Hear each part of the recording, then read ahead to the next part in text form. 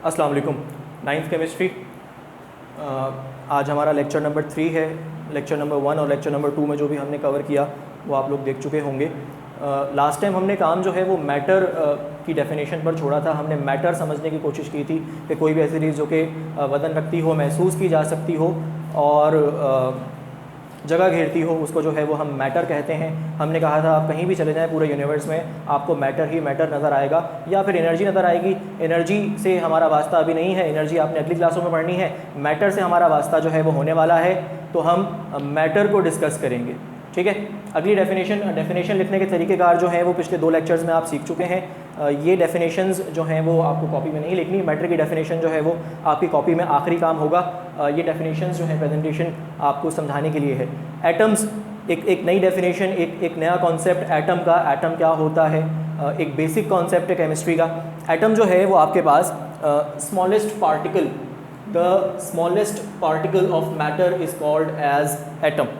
हमारे पास कोई भी मैटर हो, हमारे पास मैटर की कोई भी चीज़ हो, उसका जो स्मॉलेस्ट पार्टिकल होगा, स्मॉलेस्ट पार्टिकल किस तरह से निकालेंगे? अगर फॉर एग्जांपल आपके पास एक पेपर हो, जिस पेपर पे आप लिखते हैं, आप उसको टेयर आउट करेंगे तो वो 2 हिस्सों में जो है वो डिवाइड हो जाएगा। आप उसको दोबारा टेयर आउट करेंगे तो उसके 4 हिस्से बन जाएंगे। आप उसको दोबारा टेयर आउट करेंगे उसके 8 हिस्से बन जाएंगे। तो आप उसको छोटा करते करते करते करते करते करते इतना छोटा कर दें कि वो आपको आँख से नज़र आना बंद हो जाए। एटम जो है वो छोटा पार्टिकल होता है, इवन माइक्रोस्कोप्स से भी जो है वो अच्छे तरीके से नज़र नहीं आ पाता। माइक्रोस्कोप क्या करता है? माइक्रोस्कोप जो है वो थोड़ा सा, माइक्रोस्कोप जो है वो हमें क्या करता है? माइक्रोस्कोप चीज़ों को, छोटी चीज़ों को जो है वो इनलार्ज करके दिखा देता है। तो छोटे से छोटा पार्टिकल जो है वो एटम है। अगर आप उस पेपर को टेयर आउट करते रहेंगे तो सबसे छोटा पार्टिकल जो कि आपको माइक्रोस्कोप से भी नज़र नहीं आएगा, वो जो है वो एटम कहलाया जाएगा। माइक्रोस्कोप्स क्या करते हैं? माइक्रोस्कोप्स जो हैं वो छोटी चीज़ों को जूम करके दिखाते हैं। हमारे पास जो है वो बैक्टीरियाज होते हैं, वायरसेस होते हैं। बैक्टीरिया और वायरस बहुत छोटे होते हैं, उनकी रिसर्च, उनकी वैक्सीन वगैरह जो हैं वो माइक्रोस्कोप के अंडर सैंपल्स को देखा जाता है। माइक्रोस्कोप उसको जूम करके दिखाता है, फिर हम उसकी प्रॉपर्टीज़ को पढ़ते हैं वगैरह वगैरह वगैरह। तो किसी भी मैटर का, चाहे आपके पास ये मार्कर हो, चाहे आपके पास आपकी कॉपी हो, चाहे आपके पास जो है वो मट्टी हो, चाहे आपके पास मोबाइल हो, कुछ भी अगर वो मैटर की कैटेगरी में आता है तो उसका स्मॉलेस्ट पार्टिकल क्या कहलाया जाएगा? एटम कहलाया जाएगा। हमारी पूरी दुनिया जो है, हमारा पूरा यूनिवर्स जो है वो एटम्स से मिलके बना हुआ है। एटम्स जो होते हैं वो बिल्डिंग ब्लॉक्स होते हैं यूनिवर्स के एटम्स। लेगोज़ आपने देखे होंगे, लेगो ब्रिक्स होती हैं। हम क्या करते हैं, हमारे पास एक लेगो ब्रिक होती है, उसके ऊपर दूसरी लेगो ब्रिक लगाते हैं, फिर तीसरी, चौथी, पाँचवीं, तो वो लेगो ब्रिक्स जोड़ते जोड़ते एक बड़ा सा स्ट्रक्चर जो है वो बन जाता है। बिल्कुल उसी तरीके से हमारे पास जो एटम्स होते हैं वो एटम्स आपस में जुड़ते रहते हैं और वो जुड़ के हमारे पास जो है वो मेगा स्ट्रक्चर्स जो है वो बनाते हैं। ठीक है, बहुत बड़ी बड़ी चीज़ें बनाते हैं जिसमें हम, आप और दुनिया की बाकी तमाम मैटर जितना भी है वो शामिल है। तो 118 किस्म के एटम्स होते हैं। 118 किस्म के एटम्स में से ही हमारा पूरा यूनिवर्स जो है वो डेवलप हुआ है। सही, इतनी बात समझ आ गई होगी। ये कुछ डिमॉन्स्ट्रेशन है एटम की। एटम जो है वो कुछ इस तरह का दिखता है। एक बिल्कुल जनरल सी रिप्रेजेंटेशन है। इसकी स्पेसिफिक रिप्रेजेंटेशंस जो हैं वो हम आगे की क्लासों में देखेंगे। अच्छा, एटम्स को समझने के लिए हम थोड़ी सी एग्जांपल कंसिडर करते हैं। आपको क्या नज़र आ रहा है यहाँ पे? आपको जो है वो एक पानी का ग्लास नज़र आ रहा है। ठीक है, ये वही वाला पानी का ग्लास है जिस पानी के ग्लास में आप पानी जो है वो भरेंगे और पानी पिएंगे। जब आप इस पानी के ग्लास में मैं आपको कह रहा हूँ कि यार ये पानी का ग्लास जो है वो बहुत सारे हाइड्रोजन और ऑक्सीजन के एटम्स से मिलके बना हुआ है। अगर मैं एक काम करूं कि इस पानी के ग्लास में से एक बहुत छोटा सा चुन्ना मुन्ना सा ड्रॉपलेट बाहर निकाल दूं, एक कतरा बाहर निकाल लूं, ठीक है, तो इवन इस कतरे के अंदर भी बहुत सारे मॉलिक्यूल्स मौजूद होंगे पानी के। ठीक है, इसको थोड़ा सा और जूम करते हैं। हमने आपको अभी यही बताया था ना कि हम क्या करेंगे, हम जो है वो पेपर को टेयर आउट करते रहेंगे, एक बड़े मैक्रो स्ट्रक्चर को, पेपर को छोटा करते रहेंगे। तो at the end of the day हमें क्या नज़र आने वाले? At the end of the time 11th hour पे हमको मॉलिक्यूल्स नज़र आएंगे, मॉलिक्यूल्स और एटम्स नज़र आएंगे। अब हम एक काम करते हैं, इस खुशबाश एटम को, इस खुशबाश जो है वो ड्रॉपलेट को और जूम इन करते हैं। जब हम और जूम इन करेंगे तो हमको पानी के मॉलिक्यूल्स नज़र आएंगे। पानी के मॉलिक्यूल्स में क्या होता है भाई, अभी आपको बताया कि हाइड्रोजन और ऑक्सीजन का मिक्सचर होता है। तो ये जो ब्लू हेड है, ये ब्लू हेड ऑक्सीजन को शो कर रहा है, और ये जो दो ग्रीन हेड्स हैं, ये दो ग्रीन हेड्स जो है वो हाइड्रोजन के एटम्स को शो कर रहे हैं। जस्ट एक इलस्ट्रेशन है। और आपको यहाँ पे ये वाइट कलर की लाइटनिंग नज़र आ रही है। ये वाइट कलर की लाइटनिंग जो है ये एटम्स को कंबाइन करवाने के काम आ रही है। इसके दरमियान में कोहेसिव, जोड़ने वाली ग्लू आप समझते होंगे ग्लू क्या करता है, चीज़ों को जोड़ता है। तो अभी फ़िलहाल के लिए हम इस लाइटनिंग को ग्लू का नाम देते हैं कि ये ग्लू जो है ये मॉलिक्यूल्स को आपस में जोड़ के रख रहा है। जब बहुत सारे मॉलिक्यूल्स आपस में जुड़ते हैं तो आपके सामने जो है वो पानी का एक कतरा जो है वो नज़र आता है। और पानी का कतरा, जब आप बहुत सारे कतरे मिल जाते हैं तो वो वाला पानी का ग्लास होता है जो कि आपके गले को तस्कीन बख्शता है जब आप ठंडा या गर्म हस्बे ज़रूरत आप पीते हैं। सही, यहाँ तक कहानी उम्मीद है समझ आ रही होगी। अच्छा भाई, पानी जैसा क्यों है, और ये मार्कर जैसा क्यों है, और जो है ये बोर्ड जैसा क्यों है? क्योंकि इन सब की रेसिपी अलग है, इन सब की कॉम्पोजिशन अलग है। मार्कर के अंदर जो है वो कार्बन, नाइट्रोजन, ऑक्सीजन होंगे, बोर्ड के अंदर भी कार्बन, नाइट्रोजन, ऑक्सीजन होंगे, पानी के अंदर हाइड्रोजन और ऑक्सीजन है। क्या समझ आई बात ये समझ आई कि अगर मेरे पास मुख्तलिफ एटम्स होंगे, 118 एटम्स का अगर मैं मुख्तलिफ कॉम्बिनेशन बनाता जाऊंगा तो मुख्तलिफ किस्म की चीज़ें बन के सामने आती रहेंगी। ठीक है, सिर्फ हाइड्रोजन ऑक्सीजन जोड़ा तो पानी बन गया। हाइड्रोजन ऑक्सीजन में फॉर एग्जांपल कार्बन भी जोड़ देंगे तो वो ग्लूकोज या फिर शुगर, चीनी बन जाएगी। तो जब आप एटम्स को मुख्तलिफ कॉम्बिनेशन में ज्वाइन करवाते रहेंगे तो आपके पास मुख्तलिफ चीज़ें नज़र आती रहेंगी। यही वजह है कि हमारे पास सराउंडिंग में मटेरियल्स की इतनी डाइवर्सिटी नज़र आती है कि हमारे पास प्लास्टिक भी मौजूद है, हमारे पास स्टील भी मौजूद है, हमारे पास फैब्रिक भी मौजूद है, एक्सेट्रा एक्सेट्रा। ठीक है, यहाँ तक कहानी क्लियर हो रही होगी। अच्छा भाई, आगे चलते हैं। ये बड़े सिंपल से एलिमेंट्स हैं, सिंपल से एटम है। इसका नाम जो है वो हाइड्रोजन है। यहाँ पे आपको H लिखा हुआ नज़र आ रहा होगा, H स्टैंड्स फॉर हाइड्रोजन। ये जो है हीलियम का एटम है, यहाँ पे आपको He लिखा हुआ नज़र आ रहा होगा, He हीलियम। ये हीलियम का एटम और ये हाइड्रोजन का एटम। ठीक है, एक बड़ी अच्छी सी थ्योरी है, प्रूफ तो नहीं है।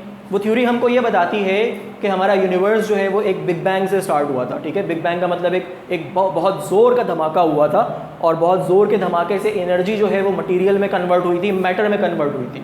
तो जो कॉस्मिक एलिमेंट्स हैं, बिग बैंग ने जो एलिमेंट्स पैदा किए वो सिर्फ दो ही एलिमेंट्स पैदा किए, एक हाइड्रोजन और दूसरा हीलियम। बाकी एलिमेंट्स कैसे बने, nitrogen, oxygen, phosphorus, chlorine, fluorine कैसे डेवलप हुए? वो इन दोनों के फ्यूजन से डेवलप हुए। मतलब जब आप हाइड्रोजन को हीलियम से जोड़ेंगे तो एक नई चीज़ बनेगी। उस बनने वाली चीज़ का नाम क्या होता है? Helium hydride. नामों से परेशान मत होइएगा, नाम आपको खुद ब खुद जो है वो आपको जिस तरह से केमिस्ट्री समझ आती रहेगी आपको ये नाम खुद ब खुद समझ आते रहेंगे, याद करने की ज़रूरत नहीं पड़ती। ठीक है, हीलियम हाइड्राइड, फिर क्या हुआ होगा? हीलियम हाइड्राइड दूसरे हीलियम हाइड्राइड से जुड़ा होगा तो कुछ और बन गया होगा। तो कॉस्मिक एलिमेंट्स सिर्फ दो हैं, एक हाइड्रोजन और दूसरा हीलियम। अच्छा, यहाँ पे कुछ समझ लेते हैं हो क्या रहा है। यहाँ पे ये बीच में एक आपको बॉल नज़र आ रही है, इस बॉल को हम नाम देते हैं न्यूक्लियस का। एटॉमिक स्ट्रक्चर चैप्टर नंबर 3 में बड़े डिटेल में पढ़ेंगे। और ये वाली बॉल जो यहाँ पे घूम रही है ये न्यूक्लियस के अराउंड इलेक्ट्रॉन्स होते हैं। तो ये बात समझ आ गई कि एटम के अंदर एक अदद न्यूक्लियस मौजूद होता है। ठीक है, सेकंड यहाँ पे क्या है, उसमें और इसमें क्या फ़र्क है? यहाँ पे दो बॉल्स हैं, दो इलेक्ट्रॉन्स हैं, और यहाँ पे एक इलेक्ट्रॉन है। इसका न्यूक्लियस सिर्फ एक बॉल पर कंसिस्ट करता है, इसका न्यूक्लियस जो है वो 4 बॉल्स पर है, 2 रेड और 2 ब्लू। न्यूक्लियस इसका भी है, न्यूक्लियस उसका भी है, लेकिन डिफरेंट है। डिफरेंट किस सेंस में है कि यहाँ पे बॉल्स की काउंटिंग जो है वो मुख्तलिफ है। बॉल्स क्या होती हैं ये आपको आगे चलते चलते खुद ब खुद समझ आने लग जाएगा। आगे चैप्टर में हमने इसको डिटेल में कवर करना है। न्यूक्लियस, इलेक्ट्रॉन्स, अभी आपको सिर्फ नाम पता होने चाहिए। अच्छा भाई, हाइड्रोजन हीलियम क्या करते हैं? हाइड्रोजन हीलियम जो है वो यूनिवर्स में स्टार्स को बनाते हैं। स्टार का मतलब क्या होता है? जैसे हमारा सन है, हमें गर्मी प्रोवाइड करता है, हमें रोशनी प्रोवाइड करता है, हमें जो है वो हमारी कॉर्ड्स उससे ग्रो होती हैं, हम फसलें उगाते हैं, हम उससे खाना खाते हैं। तो हाइड्रोजन और हीलियम का सबसे अच्छा काम जो है वो क्या होता है? सन, स्टार्स को डेवलप करना। स्टार्स की कॉम्पोजिशन क्या होती है? हाइड्रोजन और हीलियम। स्टार्स की कोर में, स्टार्स के अंदर हाइड्रोजन और हीलियम आपस में जुड़ते हैं, हैवी एलिमेंट्स बनाते हैं, नए नए एलिमेंट्स को डेवलप करते हैं और नए एलिमेंट्स को डेवलप करने के साथ साथ एनर्जी रिलीज़ करते हैं, गर्मी को पैदा करते हैं। उस गर्मी से जो है वो हम अपनी फसलें वगैरह उगाते हैं और गर्मी के बहुत सारे दूसरे काम करते हैं। अच्छा भाई, हमने कहा था 118 किस्म के एटम्स होते हैं हमारी जो है वो यूनिवर्स में। 118 में से तकरीबन 44 के नाम जो हैं वो आपके सामने हैं और ये 44 के नाम चैप्टर नंबर 4 में दोबारा आपके सामने आएंगे, जो कि आपको अपने जहन में थोड़े से रखने होंगे। क्या लिखा हुआ है, नामों को देख लेते हैं। पहला वाला नाम कौन सा है? पहला वाला नाम यहाँ पे लिखा हुआ है, ये hydrogen, lithium, sodium, potassium, rubidium, caesium, francium, beryllium, magnesium, calcium, strontium, barium, radium, boron, aluminium, gallium, indium, thallium. Next क्या भाई? Carbon, silicon, germanium, tin, lead, nitrogen, phosphorus, arsenic, antimony, bismuth. Next क्या है? Oxygen, sulphur, selenium, tellurium, polonium, fluorine, chlorine, bromine, iodine, astatine, helium, neon, argon, krypton, xenon, radon. ये 118 atoms में से कुछ atoms के नाम हैं। तो हम क्या कर सकते हैं, हम जो है इनके मुख्तलिफ कॉम्बिनेशंस बनाएंगे, नए मटेरियल आएंगे। फॉर एग्जांपल मैंने जर्मेनियम को गैलियम से जोड़ दिया, फॉर एग्जांपल मैंने इंडियम को गैलियम से जोड़ दिया, एल्यूमिनियम को गैलियम से जोड़ दिया, मतलब 44 में से एक एलिमेंट पकड़ा और बाकी 43 को जब मैं इससे जोड़ूंगा तो क्या होगा? 43 अलग एलिमेंट्स मुझे मिल जाएंगे, 43 अलग अलग किस्म के 43 जो है वो कंपाउंड्स मेरे सामने आ जाएंगे। तो जैसे जैसे एलिमेंट्स का कॉम्बिनेशन होता रहता है वैसे वैसे नई नई चीज़ें जो है वो बनती रहती हैं। ये नाम जो है वो उम्मीद है ये एटम्स के नाम है, इस तरह से आपके नाम होते हैं, मेरा नाम होता है, आपका नाम है, उसी तरह से जो है वो एटम्स के नाम है। किस बेस पर रखे गए, कैसे रखे गए, ये देख लेंगे। अच्छा जी, एटम्स की कहानी जो है वो most probably I hope so आप लोगों को समझ आ गई होगी कि मैटर है, मैटर का स्मॉलेस्ट पार्टिकल जो है वो एटम है। हमारे पूरे यूनिवर्स का जो बिल्डिंग ब्लॉक है, कॉन्स्टिट्यूएंट है, मेरा भी, आपका भी और बाकी तमाम मैटर का, वो एटम ही है। सबके अंदर मुख्तलिफ़ किस्म के एटम्स हैं। मुख्तलिफ़ किस्म के एटम्स होने की वजह से क्या हो रहा है, मुख्तलिफ़ किस्म के मटीरियल्स हमारे सामने आ रहे हैं। हमने लास्ट क्लास में ब्रांचेस पे बात शुरू की थी। ब्रांचेस से पहले आपको एटम और मैटर समझ में आना चाहिए था ताकि आप ब्रांचेस को समझ सकें, इसलिए हमने एटम और मैटर को एक्सप्लेन किया, वरना ये टॉपिक चैप्टर नंबर 2 का था। केमिस्ट्री की 9 ब्रांचेस जो हैं वो आपको पढ़नी है। पहली वाली ब्रांच जो है उसका नाम क्या है?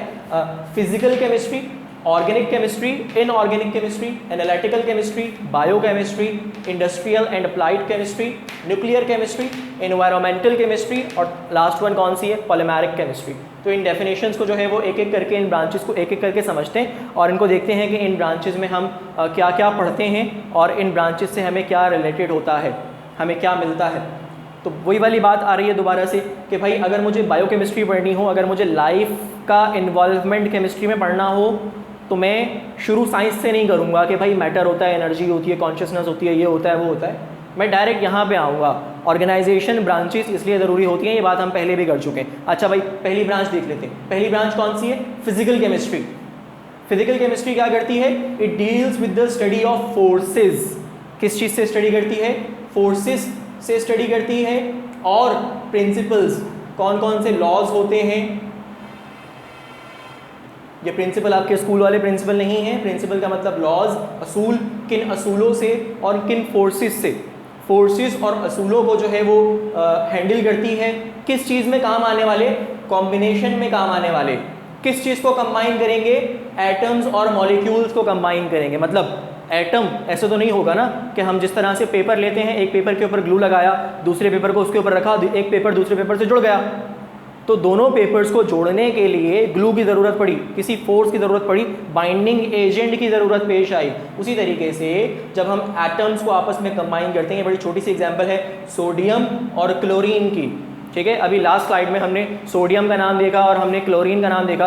तो सोडियम और क्लोरीन 2 एटम्स हैं। ये दोनों एटम्स आपस में एक किस्म की बॉन्डिंग से, एक किस्म के फोर्स से आपस में जुड़ते हैं, जिसका नाम क्या होता है? जिसका नाम जो है वो कहलाया जाता है आयोनिक बॉन्ड कहलाया जाता है। ये लिखा हुआ है यहाँ पे आयोनिक बॉन्ड, ठीक है। इसी तरह से मुख्तलिफ किस्म की फोर्सेस होती हैं। कोवलेंट बॉन्ड्स होते हैं, कोऑर्डिनेट कोवलेंट बॉन्ड्स होते हैं, सिग्मा बॉन्ड्स होते हैं, पाई बॉन्ड्स होते हैं, डेटिव बॉन्ड्स होते हैं। तो ये सारा काम जो है वो चैप्टर नंबर 5 में आगे है। ये जस्ट ब्रांचेस का ओवरव्यू है कि आप कौन सी ब्रांच आपको कहाँ पे हेल्प करेगी। तो हमने अभी कहा था कि जब आप मटेरियल एटम्स को जोड़ेंगे तो आपको नए मटेरियल्स मिलते रहेंगे, ठीक है। तो नए एटम्स को जोड़ने के लिए क्या करना पड़ेगा, हमें कौन बताएगा, हमें फिजिकल केमिस्ट्री बताएगी। फिजिकल केमिस्ट्री के बंदे बताएंगे, फिजिकल केमिस्ट्री की बुक्स बताएंगी कि अगर आपको बॉन्डिंग करवानी है, आपको ग्लू करवाना है, आपको ज्वाइन करवाना है एटम्स को और मॉलिक्यूल्स को, तो आपको जो है वो ये काम करना पड़ेगा, ठीक है।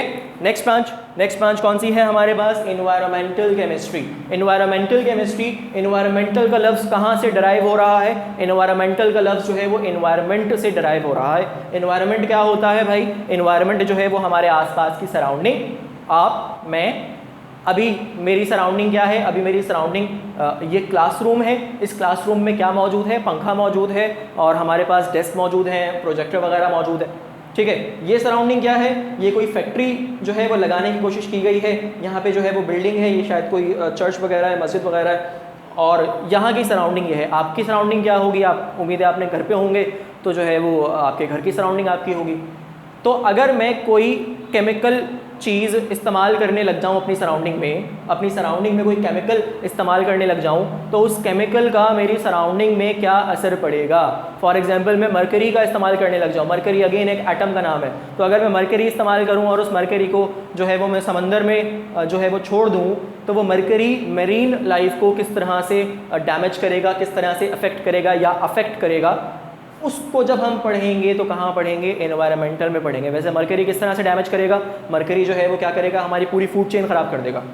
फूड चेन क्या होती है, मछलियाँ जो हैं वो, मछलियों को कौन खाता है भाई, मछलियों को जो है वो दूसरे जानवर खाते हैं, फिर उन दूसरे जानवर को दूसरे जानवर खाते हैं, फिर उन दूसरों को दूसरे जानवर खाते हैं, तो पूरी एक चेन बनती है। तो अगर हम मरकरी को समंदर में छोड़ देंगे तो मछलियाँ या फिर सी लाइफ अगर वो मरकरी कंज्यूम कर लें तो वो पॉइजनस हो जाती हैं, मर जाती हैं, ठीक है। जब पॉइजनस फूड अगर फॉर एग्जांपल कोई ऐसा जानवर जो कि हम कंज्यूम कर रहे हैं, फॉर एग्जांपल शेर है, कोई जो है वो हिरन है, या फिर जो है वो कोई पोलर बेयर है, पोलर बेयर मछलियाँ पकड़ के खाता है, तो जब वो पॉइजनस मछली कंज्यूम करेगा तो पोलर बेयर भी जो है वो भी ख़राब होगा, उस पोलर बेयर को कंज्यूम करने वाले भी ख़राब होंगे, फिर जो थर्ड पार्टी को कंज्यूम करेंगे वो भी ख़राब होंगे, तो पूरी फूड चेन ख़राब हो जाएगी। तो उस मरकरी के इफेक्ट को मिनिमाइज़ कैसे करना है, उस मरकरी के इफेक्ट को ख़त्म कैसे करना है कि हमारी फूड चेन ख़राब ना हो, हमारा इन्वायरमेंट ख़राब ना हो, वो हमने कहाँ देखना है, एनवायरमेंटल केमिस्ट्री में देखना है। एनवायरमेंटल केमिस्ट्री हमें वो रूल्स एंड रेगुलेशंस बताती है कि यार ये एलिमेंट्स जो हैं इनको आपको इतनी मिकदार में रखना है, पार्ट्स पर मिलियन, इतने मिलीग्राम पानी के अंदर इतना मिलीग्राम फ्लोरीन पार्ट्स पर मिलियन में होना चाहिए, वरना नहीं होना चाहिए, ठीक है। क्वांटिटी है, जैसे एक रूह अफ़ज़ा के गिलास में आधा चमचा चीनी, उसी तरह से इतने मिलीग्राम पानी में इतने पार्ट्स पर मिलियन ये वाला एलिमेंट्स होना चाहिए, वरना नहीं होना चाहिए, ठीक है। चमचा तो आम ज़बान में होता है, केमिस्ट्री की ज़बान में, साइंस की ज़बान में उसको पार्ट्स पर मिलियन या पार्ट्स पर बिलियन में जो है वो डिफ़ाइन किया जाता है। नेक्स्ट क्या है भाई, नेक्स्ट हमारे पास है न्यूक्लियर केमिस्ट्री। हमने अभी थोड़ी देर पहले कहा था कि न्यूक्लियर केमिस्ट्री, एटम के अंदर जो है वो न्यूक्लियस होता है, एक न्यूक्लियस होता है, दूसरा इलेक्ट्रॉन प्रोटॉन्स होते हैं। तो यहाँ पे जो वाइट डॉट्स आपको नज़र आ रहे हैं ये बेसिकली घूम रहे हैं, तो ये क्या होंगे, ये इलेक्ट्रॉन्स होंगे, और ये जो रेड और ब्लू पार्ट आपको नज़र आ रहा है ये क्या है, ये एक अदद न्यूक्लियस है। न्यूक्लियर केमिस्ट्री करती क्या है, न्यूक्लियर केमिस्ट्री जो है वो चेंजेस को पढ़ती है। किस चीज़ के चेंजेस को, अक्यूरिंग इन द न्यूक्लियाई। न्यूक्लियाई जो है वो न्यूक्लियस की जमा होती है, प्लूरल होती है। अक्यूरिंग इन द न्यूक्लियाई, किस चीज़ के न्यूक्लियाई, ऑफ द एटम्स, ठीक है। एटम्स के न्यूक्लियाई में जो चेंजेस हो रही होती हैं, चेंजेस के साथ साथ क्या होता है, एक्कम्पनीड बाय एमिशन। एमिशन का मतलब होता है खारिज होना, इखराज होना, एमिशन ऑफ रेडिएशंस के एमिट होने के साथ साथ एटम के न्यूक्लियस किस तरह से चेंज होते हैं वो हम कहाँ पढ़ते हैं, न्यूक्लियर केमिस्ट्री में पढ़ते हैं। नज़र भी आ रहा होगा, देखें ये बॉल निकलती हुई नज़र आ रही है, ये कहाँ से निकली है, इस रेड ब्लू से बाहर आई है, ठीक है। न्यूक्लियस में, पहले न्यूक्लियस में ये वाली बॉल मौजूद थी, अब ये वाली बॉल मौजूद नहीं है, इसका मतलब ये न्यूक्लियस चेंज हो गया, ये एटम चेंज हो गया। जब ये एटम चेंज होगा तो उसकी प्रॉपर्टीज़ भी चेंज होंगी। तो न्यूक्लियस की चेंजेस की वजह से एटॉमिक चेंज जब आता है तो एटॉमिक चेंज आने की वजह से उस एटम की प्रॉपर्टीज़ किस तरह से चेंज होती हैं, उन प्रॉपर्टीज़ को हम यूटिलाइज़ करते हुए दूसरी चीज़ों पर किस तरह से जो है वो उसको कारआमद बना सकते हैं, ये हमने कहाँ पढ़ना है, न्यूक्लियर केमिस्ट्री में पढ़ना है, ठीक है भाई। नेक्स्ट ब्रांच कौन सी है, नेक्स्ट ब्रांच हमारे पास है इंडस्ट्रियल एंड अप्लाइड केमिस्ट्री। ये छोटा सा फैक्ट्री का सेटअप है, ठीक है, फैक्ट्री है, इंडस्ट्री है। इंडस्ट्री क्या कर रही है, कबर्ड्स बना रही है, सोफ़ा बना रही है, ठीक है। तो इंडस्ट्रियल एंड अप्लाइड, इंडस्ट्री पर एप्लीकेशन, अप्लाइड एप्लीकेशन, इंडस्ट्री पर एप्लीकेशन करवाने वाली केमिस्ट्री। मतलब जो केमिस्ट्री, जो रिएक्शन हम पढ़ रहे हैं कि यार हाइड्रोजन ऑक्सीजन से मिला पानी बन गया, उसकी एप्लीकेशन क्या है, उसको इंडस्ट्री में बड़े स्केल पे काम करवा के हम अपने लिए कारआमद कैसे बना सकते हैं। It deals with the different chemical processes, different chemical processes involved in the industry. मुख्तलिफ केमिकल प्रोसेस आपको बताएगी, आपको पढ़ाएगी किस चीज़ में, इंडस्ट्री में होने वाले, इंडस्ट्री में किस लिए इस्तेमाल होने वाले, मैन्युफैक्चरिंग के लिए, बनाने के लिए। किस चीज़ को बनाने के लिए, आर्टिफिशियल सिंथेटिक प्रोडक्ट्स को बनाने के लिए। ठीक है, जो कपड़े आपने पहने हुए हैं उसका फैब्रिक कभी ना कभी किसी ना किसी इंडस्ट्री में बना होगा, उस फैब्रिक के ऊपर कभी ना कभी कलर भी हुआ होगा, तभी आपके पास पर्पल कलर के, पिंक कलर के, ब्लैक कलर के, ब्लू कलर के, ऑरेंज कलर के कपड़े हैं। तो उस ऐसा कौन सा एलिमेंट, ऐसा कौन सा कंपाउंड, ऐसा कौन सा जो है वो सब्सटेंस इस्तेमाल किया जाए कि भाई ये मेरा कपड़ा जो है वो इस शेड में रंग जाए।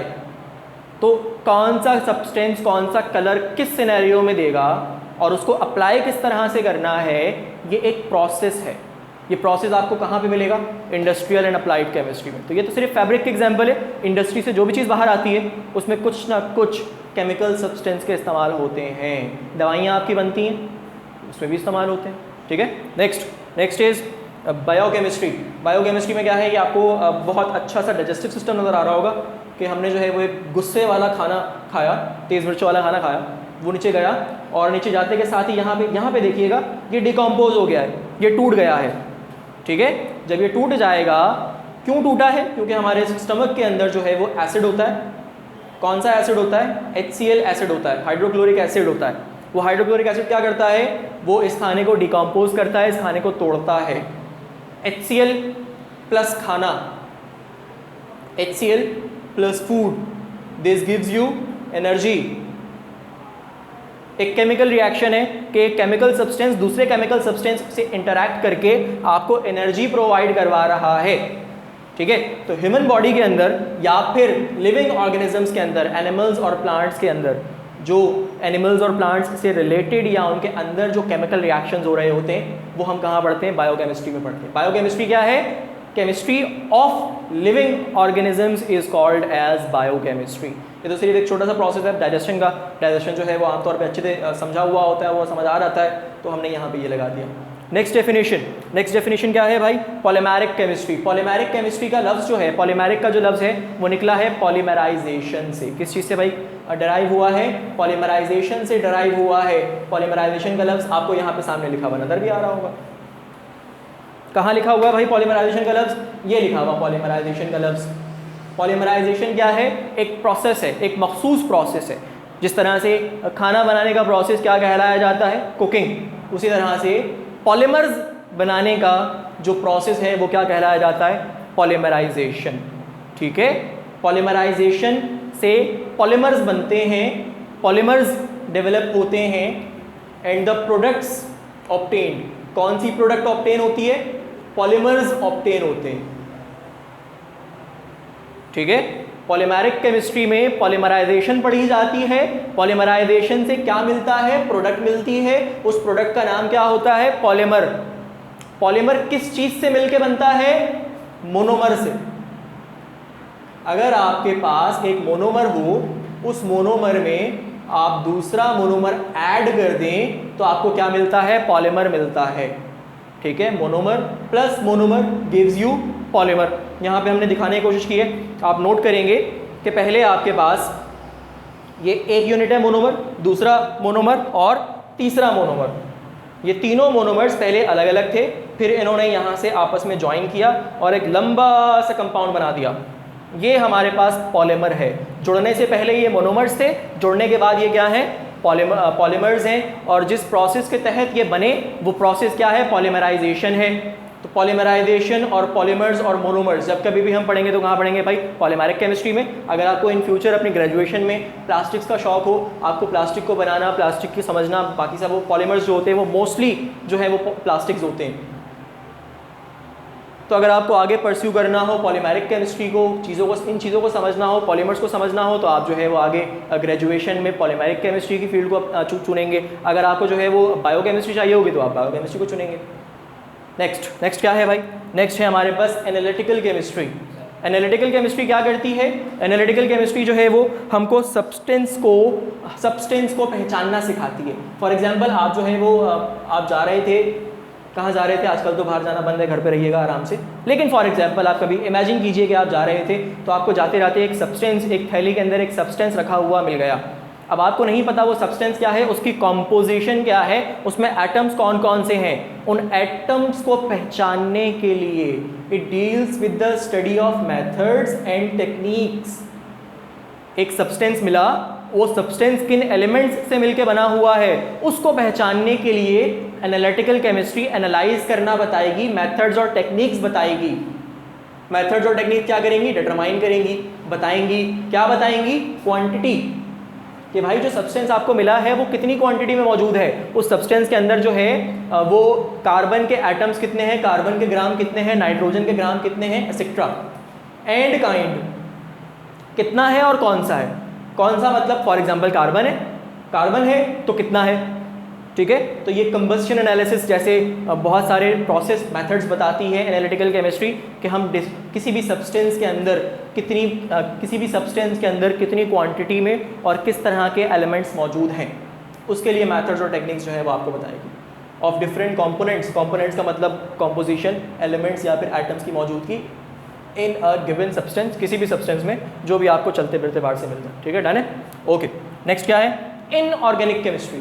इनऑर्गेनिक केमिस्ट्री क्या होती है? सबसे डाइवर्स, सबसे वास्ट जो है वो इनऑर्गेनिक केमिस्ट्री होती है। फर्स्ट ईयर में भी आपने यही पढ़नी है, 9 में भी आपने यही पढ़नी है, और सेकेंड ईयर में भी जो है वो आधा पोर्शन आपने यही पढ़ना है, आधा पोर्शन पर जाके दूसरा आएगा। इनऑर्गेनिक केमिस्ट्री क्या करती है? हमने आपको बताया कि 118 एलिमेंट्स होते हैं पीरियोडिक टेबल में। पीरियोडिक टेबल क्या होता है? अरेंजमेंट होती है एलिमेंट्स की। तो यूनिवर्स में 118 एटम्स होते हैं, 118 में से सिर्फ 2 निकाल दो। कौन से 2? एक कार्बन और दूसरा हाइड्रोजन। बाकी कितने बचे? 116। उन 116 एटम्स या एलिमेंट्स के जितने भी कॉम्बिनेशंस होंगे, उनकी जितनी भी प्रॉपर्टीज़ होंगी, उनके जितने भी रिएक्शंस होंगे, उनके जितने भी बिहेवियर होंगे, उनकी जितनी भी शेप्स होंगी, स्ट्रक्चर्स होंगी, उन तमाम की तमाम को आपको किसके अंडर पढ़ना है? इनऑर्गेनिक केमिस्ट्री में पढ़ना है। Deals with the chemistry of elements and there compounds. तमाम एलिमेंट्स और कंपाउंड्स की केमिस्ट्री से डील करेगी। केमिस्ट्री डील करने का मतलब क्या हुआ? Structure, properties, composition. 116 एलिमेंट्स की तीनों चीज़ों से डील करेगी, but carbon and hydrogen, carbon और हाइड्रोजन का बिहेवियर अलग होता है, इनकी बॉन्डिंग कैपेबिलिटी थोड़ी सी अलग तरीके की होती है, इनकी कैटिनेशन पावर थोड़ी अलग तरीके की होती है मुख्तलिफ दूसरे एलिमेंट्स के मुकाबले में, इसलिए इनकी बॉन्ड एनर्जी भी बहुत जो है वो लो हो जाती है, थोड़े से स्टेबल कंपाउंड्स होते हैं। तो इन दोनों को अलग करके पढ़ते हैं। कहाँ अलग करके पढ़ते हैं? ऑर्गेनिक केमिस्ट्री में पढ़ते हैं, ठीक है। तो क्या होता है भाई? It deals with the study of carbon and it's compounds, majorly carbon और हाइड्रोजन। सही है, ज़रूरी नहीं है सिर्फ कार्बन के साथ हाइड्रोजन का अटैच होना 99% ऑफ द केसेस में मैंडेटरी होता है। अगर कार्बन हाइड्रोजन अटैच्ड हैं तो जो बनने वाला मॉलिक्यूल है वो ऑर्गेनिक मॉलिक्यूल कहलाएगा। उसकी प्रॉपर्टीज़ बिल्कुल मुख्तलिफ होंगी। किससे? दूसरे एलिमेंट्स से। दूसरे कौन से एलिमेंट्स से? इनऑर्गेनिक एलिमेंट्स से, ठीक है। इनऑर्गेनिक एलिमेंट्स में फॉर एग्जांपल हम देख लेते हैं, अगर आपके पास HCl हो और आप HCl की कंबस्शन करवाना चाहें, ये रिएक्शन सिंपल सा रिएक्शन है, तो HCl की कंबस्शन नहीं होती। ये एक इनऑर्गेनिक मॉलिक्यूल है, इसमें कार्बन नहीं मौजूद। ये H क्या है, ये Cl क्या है, आपको अभी समझ नहीं आएगा। H hydrogen, Cl chlorine, O oxygen, atoms के नाम है अभी हमने देखे, ये शॉर्ट फॉर्म में लिखे हुए। शॉर्ट फॉर्म कैसे होती है अभी हम समझ लेंगे। दूसरा क्या है? CH4, कार्बन हाइड्रोजन एक ऑर्गेनिक कंपाउंड है। अगर हम इसकी कंबस्शन करेंगे दोबारा ऑक्सीजन, तो यह आपको जो है वो रिएक्शन करके दे देगा। इसकी प्रॉपर्टीज़ अलग हैं ऑर्गेनिक मॉलिक्यूल की, इनऑर्गेनिक मॉलिक्यूल की प्रॉपर्टीज़ अलग हैं। मुख्तलिफ किस्म के जो है वो डिफरेंट किस्म की प्रॉपर्टीज़ होती हैं। ऑर्गेनिक कंपाउंड्स क्या होते हैं? यूजुअली जो फूड आप खाते हैं, आपका खुद का DNA जो है वो कार्बन बेस्ड है, ऑर्गेनिक है। जो ग्लूकोज आप देखते हैं वो जो है वो ऑर्गेनिक होता है। मुख्तलिफ बहुत सारी चीज़ें, मतलब जो यूजुअली खाने पीने की चीज़ें और ह्यूमन बॉडी के साथ जो इन्वॉल्वमेंट होती है वो ऑर्गेनिक मॉलिक्यूल्स की होती है। तो करती क्या है भाई? It deals with the study of carbon and it's compounds. Carbon और उसके कंपाउंड्स से डील करती है, कार्बन हाइड्रोजन, एक्सेप्ट इनको डील नहीं करेगी। किसको डील नहीं करेगी भाई? कार्बोनेट्स को। कार्बोनेट्स क्या होते हैं? कार्बोनेट्स होते हैं CO3-2। बाइकार्बोनेट्स क्या होते हैं?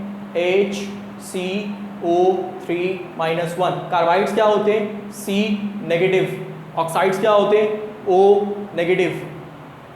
ठीक है, इनका बिहेवियर ऑर्गेनिक कंपाउंड्स जैसा नहीं होता, इनकी बॉन्ड एनर्जी उतनी स्टेबल नहीं होती जितनी ऑर्गेनिक मॉलिक्यूल्स की होती है। इस वजह से हम इन मॉलिक्यूल्स को, ऑल्दो ये कार्बन हाइड्रोजन के कंपाउंड्स हैं, यहाँ पे कार्बन ऑक्सीजन है, यहाँ पे सिर्फ ऑक्सीजन है, यहाँ पे सिर्फ कार्बन है, यहाँ पे HCO3 तीनों हैं, लेकिन फिर भी हम इनको कहाँ पढ़ेंगे भाई?